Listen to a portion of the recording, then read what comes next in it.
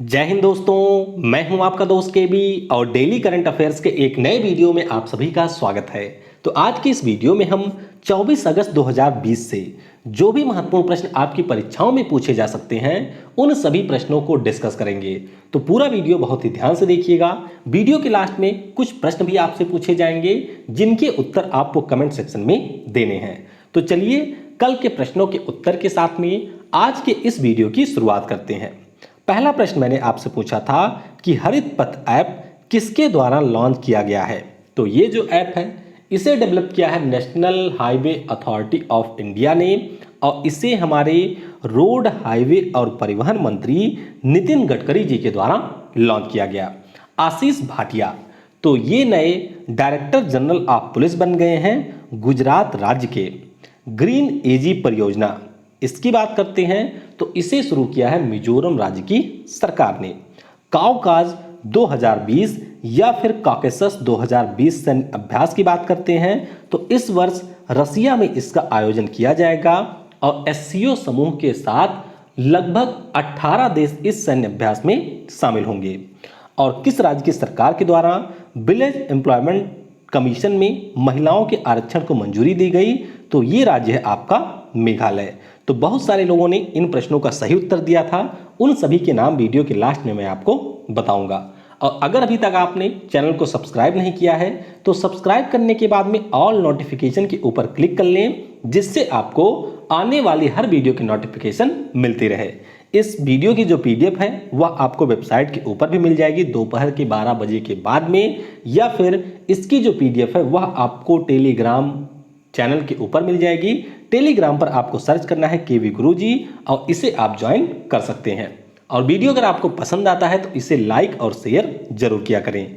और एक जरूरी चीज, कई सारे लोगों के कमेंट इसको लेकर के भी आते हैं कि वीडियो की लेंथ थोड़ी सी बढ़ जाती है।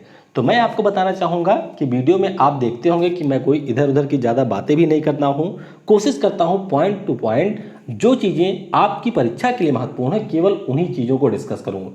तो इसीलिए अब मैं कोशिश करूँगा कि सोमवार से लेकर के रविवार तक जो भी करंट अफेयर हम लोग डिस्कस करेंगे उसको हम लोग रविवार की रात को 10 से 15 मिनट के भीतर रिवाइज कर लेंगे।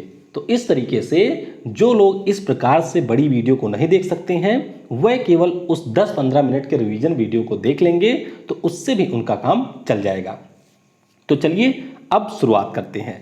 किस आईआईटी संस्थान के स्टार्टअप ने कोविड-19 के लिए पोर्टेबल अस्पताल इकाई का विकास किया।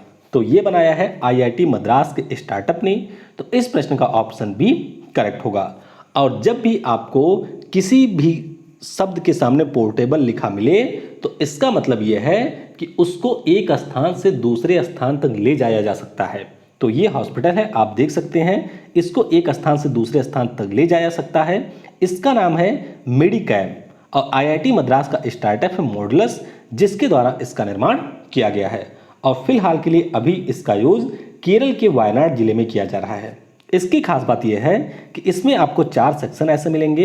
एक में डॉक्टर साहब बैठ सकते हैं, एक आइसोलेशन वार्ड होगा, एक मेडिकल वार्ड होगा और एक इसमें सेक्शन ऐसा होगा जिसमें 2 बेड होंगे और यहाँ पर आईसीयू की सुविधा भी उपलब्ध होगी।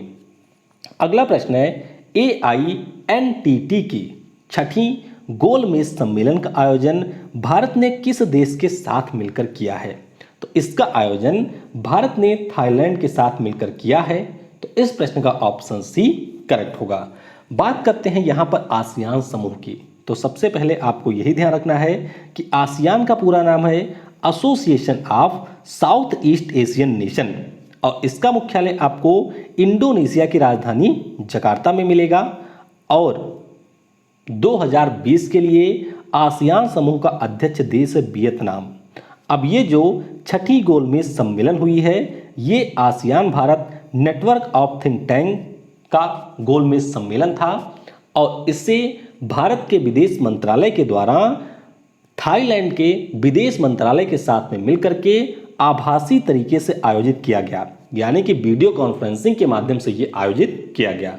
थीम इसकी रही ASEAN India strengthening partnership in the post Covid इरा, यानी कि किस प्रकार से हमारी रणनीतिक साझेदारी को आसियान समूह के देशों के साथ में कोविड-19 के बाद बढ़ाना है। और इसका उद्घाटन भारत के विदेश मंत्री एस जयशंकर जी के द्वारा थाईलैंड के उप प्रधानमंत्री और वहां के विदेश मंत्री डॉन प्रमुद विनय के साथ में किया गया। थाईलैंड की राजधानी आपको बैंकॉक में मिलेगी और पीएम यहाँ के कौन है, उनका नाम आपको नीचे कमेंट में बताना है।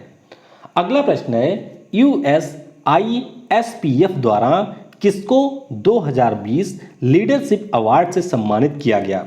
तो ये पुरस्कार मिला है दो लोगों को, एक तो है आनंद महिंद्रा जी, दूसरे हैं शांतनु नारायण। तो इस प्रश्न का ऑप्शन सी और डी यानी कि ए और सी दोनों करेक्ट होगा। बात करते हैं USISPF की, तो इसका पूरा नाम है US India strategic partnership forum और इन्हीं के द्वारा जो हमारे महिंद्रा ग्रुप है उसके अध्यक्ष आनंद महिंद्रा और एडोबी कंपनी के अध्यक्ष और प्रबंध निदेशक हैं शांतनु नारायण जी, इन दोनों को सम्मानित किया गया है। तो अभी यूएस इंडिया के बीच में एक सम्मेलन का आयोजन किया गया जिसका नाम था US India week navigating new challenges और ये तीसरा वार्षिक सम्मेलन था और इसी के दौरान इन दोनों को सम्मानित किया गया है। तो ये आपको ध्यान रखना है, आनंद महिंद्रा और दूसरे हैं शांतनु नारायण जी। विश्व स्वास्थ्य संगठन ने 2021 के अंत तक कितने बिलियन कोविड-19 के टीके के वितरण का लक्ष्य निर्धारित किया है? तो कुल मिलाकर के यहाँ पर कोविड-19 के 2 बिलियन टीके के वितरण का लक्ष्य निर्धारित किया गया है। तो इस प्रश्न का ऑप्शन ए करेक्ट होगा। और ध्यान रखिएगा, स्पुतनिक 5 नाम से पहला कोविड-19 का टीका विकसित किया है रसिया कंट्री ने। तो ये है क्या, आइए इसको थोड़ा सा समझते हैं। देखिए, मान लीजिए कोविड-19 की वैक्सीन पूरी तरीके से डेवलप हो जाती है और इसको फार्मा कंपनियां निर्मित करना शुरू कर देती हैं, तो जो भी धनी देश हैं वह क्या करेंगे, वह सबसे पहले इसको परचेज कर सकते हैं और अपने यहाँ के लोगों को प्रोवाइड करवा सकते हैं। तो इसीलिए WHO के द्वारा कोवैक्स नाम की एक पहल शुरू की गई है, यानी कि कोविड-19 वैक्सीन ग्लोबल एक्सेस। और इन्होंने धनी देशों से ये कहा है कि आप इस कोवैक्स को ज्वाइन कर लीजिए। कोवैक्स का मुख्य रूप से उद्देश्य है कि जो कोविड-19 का टीका है वह एक समान रूप से सभी देशों को उचित मात्रा में पहुंच सके। ऐसा ना हो कि जो धनी देश हैं उनको टीका पूरा मिल जाए और बाकी जो गरीब या विकासशील देश हैं उन तक इस टीके की पहुंच समय पर ना हो पाए। तो इसीलिए यहाँ पर कोवैक्स को शुरू किया गया है WHO के द्वारा गावी अलायंस फॉर वैक्सीन और coalition for epidemic preparedness innovations के द्वारा। और WHO की बात करते हैं तो मुख्यालय जिनेवा में है। टेड्रस अदनॉम इसके महानिदेशक हैं। अगला प्रश्न है, बायडू नव संचलन प्रणाली, यानी कि बात हो रही है बायडू नेविगेशन सिस्टम की, तो इसका विकास किस देश ने किया है? तो ध्यान रखिएगा, ये जो बायडू नव संचलन प्रणाली है इसका विकास किया है चीन ने। तो इस प्रश्न का ऑप्शन ए करेक्ट होगा। अब नौवहन प्रणाली क्या होती है या नव संचलन प्रणाली क्या होती है? तो जैसे आपने सुना होगा जीपीएस के बारे में, यानी कि ग्लोबल पोजिशनिंग सिस्टम, जिसके माध्यम से आप गूगल मैप पर डिफरेंट लोकेशन को देख सकते हैं या फिर जो भी हमारे सैन्य पर्पस से होते हैं वहाँ पर भी इनको एक्सेस किया जाता है, यानी कि किसी व्यक्ति की या स्थान की लोकेशन एग्जैक्ट फाइंड की जाती है, वही आपकी होती है नव संचलन प्रणाली। तो चीन की ये जो बायडू है इस समय न्यूज़ में इसलिए है क्योंकि पाकिस्तान ने यहाँ पर ये कहा है कि अब हम अमेरिका का जो जीपीएस 9 स्टार है इसके स्थान पर अपने देश में सैन्य और नागरिक दोनों के उपयोग के लिए चीन द्वारा निर्मित बायडू नौ संचलन प्रणाली का उपयोग करेंगे। तो चीनी सैटेलाइट नेविगेशन प्रणाली के द्वारा ये जो बायडू है यानी कि बायडू नेविगेशन सिस्टम है, इसको पाकिस्तान के कंटिन्यूअस ऑपरेशन रडार स्टेशन के ऊपर इंस्टॉल किया जाएगा, जिससे पाकिस्तान इसको यहाँ पर एक्सेस कर पाएगा। बायडू की बात करते हैं तो 31 अक्टूबर 2000 को इसे लॉन्च किया गया था और इसमें सबसे ज़्यादा सैटेलाइट की संख्या है। कितनी है? 35 सैटेलाइट हैं। आपको याद होगा सैटेलाइट के ऊपर मैंने एक वीडियो बनाया था, उसमें मैंने आपको बताया था कि किसी भी व्यक्ति के या स्थान की लोकेशन को एग्जैक्ट बताने के लिए कम से कम 4 सैटेलाइटों की आवश्यकता होती है। कितनी? 4। तो एक बताता है यहाँ पर अक्षांश, दूसरा बताता है देशांतर यानी कि किस देशांतर पर व्यक्ति है, तीसरा बताता है उच्चावच यानी कि वह कितनी ऊंचाई पर है, और चौथा बताता है समय संगतता यानी कि किस टाइम पर आप उसकी लोकेशन को फाइंड करना चाहते हैं। और अगर किसी भी नेविगेशन प्रणाली के द्वारा पूरी पृथ्वी को कवर किया जाना है तो उसमें कम से कम 24 सैटेलाइट होने चाहिए, क्योंकि ये जो आपके 6 सैटेलाइट होते हैं उनके द्वारा कवर किया जाता है 60 डिग्री का एरिया। सॉरी 6 नहीं, 4 के द्वारा 60 डिग्री का एरिया कवर किया जाता है। तो इस प्रकार से 60 × 6 आप करेंगे तभी आप 360 डिग्री एंगल को कवर पाएंगे। तो जैसे 9 स्टार अमेरिका का है, बाइडू चीन का है, उसी प्रकार से गैलीलियो है जिसका विकास यूरोपियन स्पेस एजेंसी कर रही है, और एक आपका है ग्लोनास। ग्लोनास का विकास किया है रसिया ने। भारत ने भी नाविक नाम से अपने यहाँ के Indian regional navigation satellite system का विकास किया है और इसे 2013 में लॉन्च किया गया था। तो आपको ये ध्यान रखना है। अगला प्रश्न है, किस राज्य में थुम्बी महोत्सव 2020 त्योहार का आयोजन किया जाएगा? तो ये आयोजित होगा पहली बार केरल राज्य में। तो इस प्रश्न का ऑप्शन बी करेक्ट होगा। हमारे यहाँ पर जो WWF इंडिया है उसके द्वारा प्रत्येक वर्ष नेशनल ड्रैगन फ्लाई फेस्टिवल का आयोजन कराया जाता है, और ये जो नेशनल ड्रैगन फ्लाई फेस्टिवल होता है उसका आयोजन WWF इंडिया कई सारे संस्थाओं के साथ करता है, जैसे कि बॉम्बे नेचुरल हिस्ट्री सोसाइटी हो गई, इसके अलावा नेशनल बायोडाइवर्सिटी बोर्ड हो गया, UNDP हो गया, IUCN हो गया।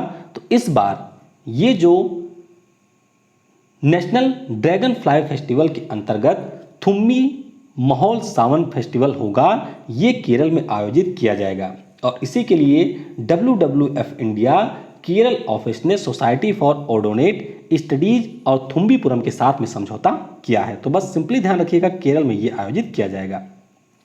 नेशनल फर्टिलाइजर्स लिमिटेड किस राज्य में एक जैविक अपशिष्ट कन्वर्टर प्लांट की स्थापना करने की घोषणा की? तो ये प्लांट स्थापित किया जाएगा मध्य प्रदेश राज्य में। तो इस प्रश्न का ऑप्शन डी करेक्ट होगा। तो मध्य प्रदेश राज्य में एक जिला है जिसका नाम है गुना।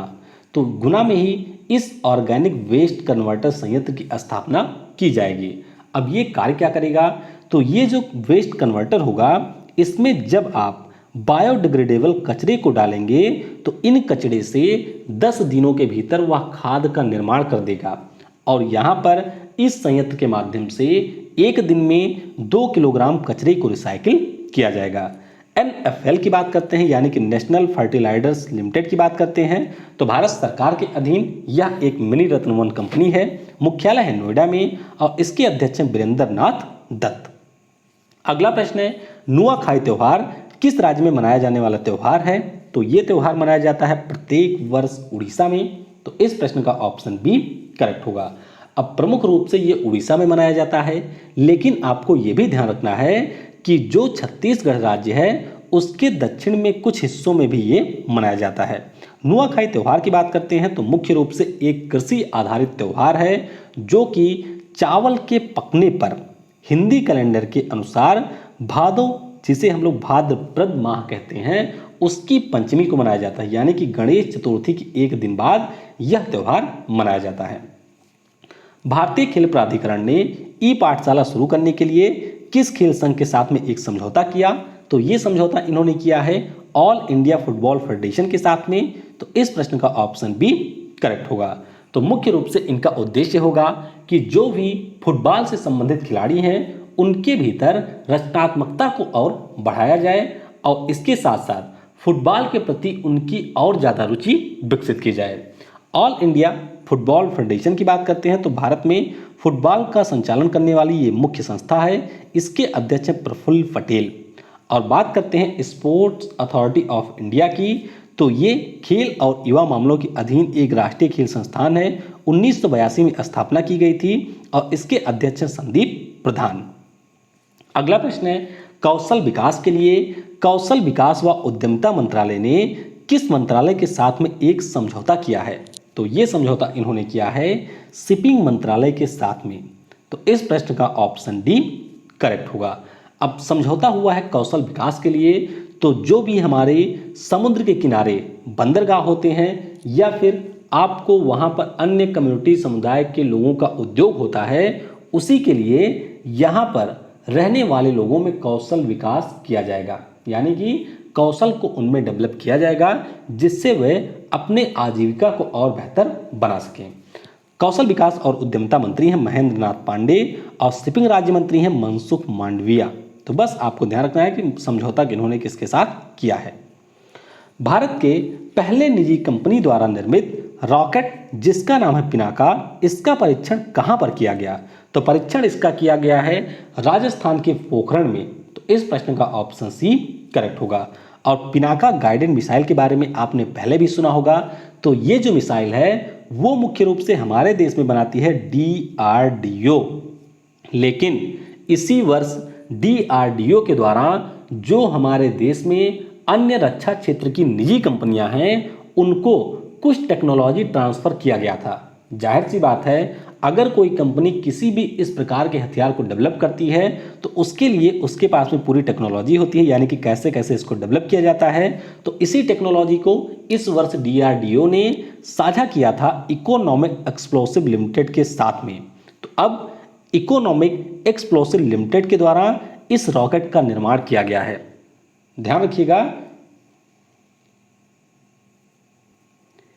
ये जो हमारा मिसाइल सिस्टम है ये पूरी तरीके से इंडिजिनस है, यानी कि पूर्णतया एक निजी कंपनी के द्वारा निर्मित किया गया है।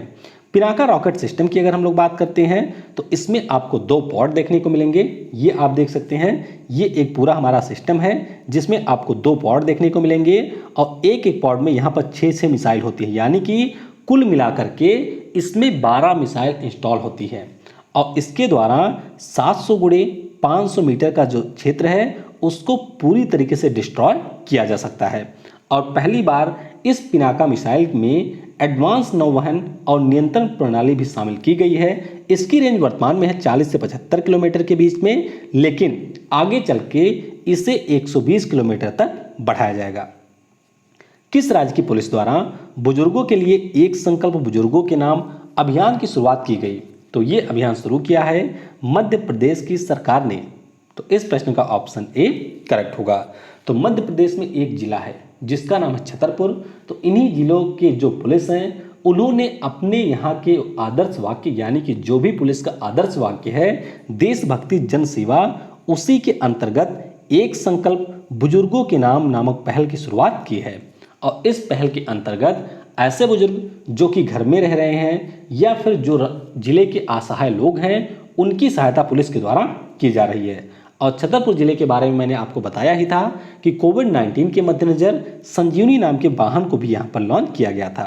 और विश्व के जो भी ओल्ड एज पर्सन है उनके लिए दिवस कब होता है? तो ये अभी मनाया गया है 21 अगस्त को। अगला प्रश्न है, किस बीमा कंपनी ने गोल्ड लोन के तहत कोविड-19 के लिए बीमा कवर देने के लिए मुथूट फाइनेंस के साथ में समझौता किया? तो ये समझौता यहाँ पर किया है कोटक महिंद्रा जनरल इंश्योरेंस ने। तो इस प्रश्न का ऑप्शन ए करेक्ट होगा।